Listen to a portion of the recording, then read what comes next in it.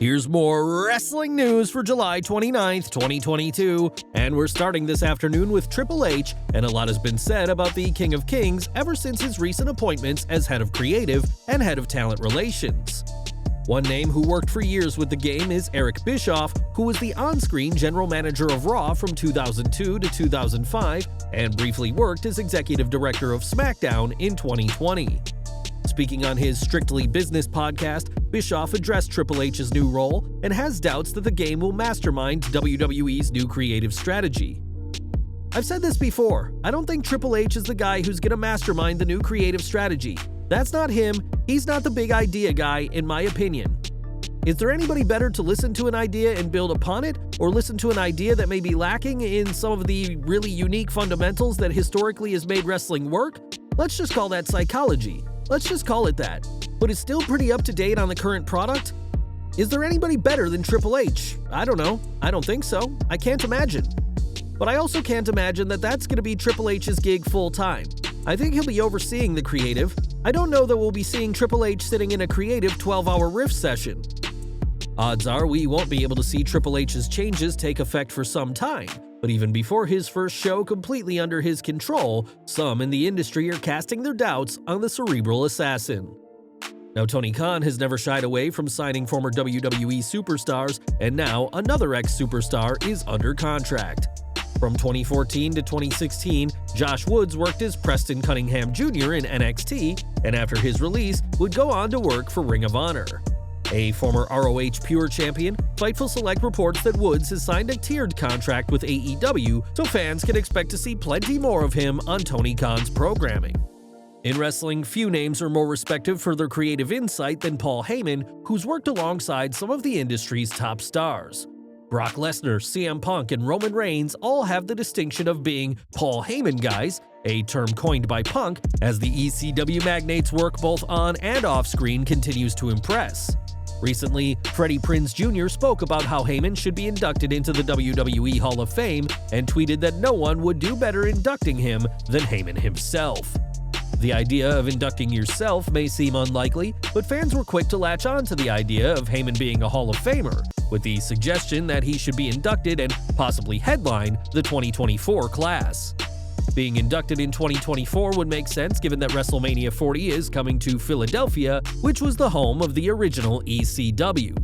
Ultimately, it's up to WWE's powers that be to decide who gets inducted and when, but Heyman's return to the city of brotherly love could prove to be extra special in 2024.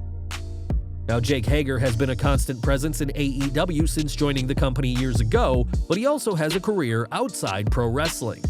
The former WWE World Heavyweight Champion is also an accomplished MMA fighter, and 2 years after his last fight in October 2020, Hager will be returning to the cage. During a recent virtual signing with Captain's Corner, Jake said that this October will mark his next fight with Bellator MMA, but the exact date and his next opponent wasn't confirmed. What we do know is that Hager is already looking at fighting after October and said he hopes to be back in the cage this December. Right now, Hager is 3-0 in Bellator, but has big plans to end this year with 5 wins and 0 losses. Bryan Danielson is one of the top stars in AEW and is a part of William Regal's Blackpool Combat Club. He previously admitted that he goes into the locker room to bully people. Danielson recently sat down with Barstool's Robbie Fox on an episode of My Mom's Basement, and during the interview, the multi-time world champion pointed out that his actions don't have bad intentions and he only bullies friends. I do bully other people, sometimes giants, only occasionally giants. I come in hot. When I come into the locker room, I come in hot. I'm not coming in there to be soft on these guys. I come in and everybody is on their phone. I'm going to yell at them. With his habit of bullying giants no secret, the 41-year-old talked about how he bullies Paul White. Bryan Danielson mentioned that sometimes the confrontation starts when White suddenly comes to grab him while he's sitting on the training table. He initially tries to bully me, and I stand up for myself. Sometimes I'll be on the training table and Paul will come up and grab me in some sort of way, and I'll immediately, as fast as I can, try to armbar him.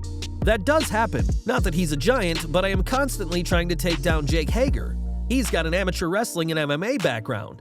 It's not like I'm trying to single-leg Brandon Cutler all the time. I don't know anything about his single-leg defense, but it's not like I see him, he's walking down the hall, and I'm going to double-leg this guy. That's not my deal. I'm going for the big guys. Danielson made his in-ring comeback earlier this week against Daniel Garcia on AEW Dynamite.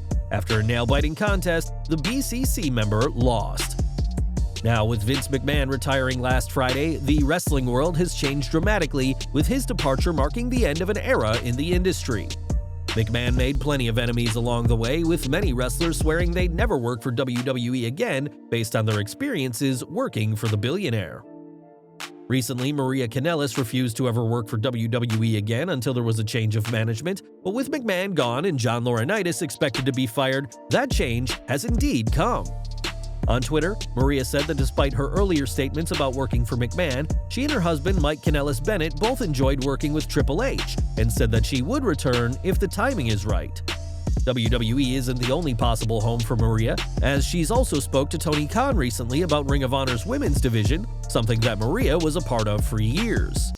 For Maria and WWE, a door is open that didn't seem to be just weeks ago, and it's likely she's not the only star who's more willing to work with WWE, now with Vince McMahon out of the picture. In the United States, the topic of a woman's right to choose to have an abortion has been an especially hot-button issue as of late, after the Supreme Court voted to overturn Roe v. Wade. One of the most vocal people in the debate is Matt Gaetz, the GOP Florida Congressman, who has had some particularly harsh words against the women of the pro-choice side of the debate. The elected official recently called out pro-choice women as ugly, saying that nobody wants to impregnate you if you look like a thumb, and has body-shamed several women. Now, one of those women is fighting back, as Olivia Juliana, a 19-year-old campaigner, has raised over $600,000 and in an interview with Teen Vogue, credited WWE TV for giving her the confidence to stand up to others in positions of power.